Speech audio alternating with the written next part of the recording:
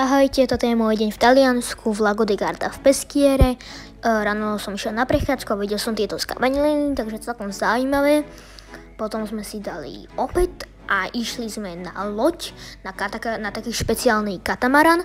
Je to jedna z najrýchlejších lodí v Lago di Garda a išli sme do Sirmione, veľmi pekného mesta. Bolo to fakt veľmi rýchle, trvalo to len myslím 30 minút. A fakt ten Sirmione je taký zaujímavý, veľmi úzky poloostrov, takže to bolo veľmi pekné už z diaľky, tam vidno už ten hrad.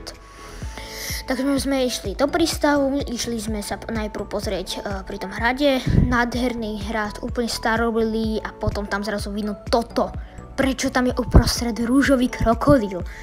No, neviem, videli sme mačičku a potom sme išli do takého veľmi starého kostola z 8. storočia. Takže veľmi pekný. Tak sme sa potom vrátili, išli sme dať večeru a išli sme spať.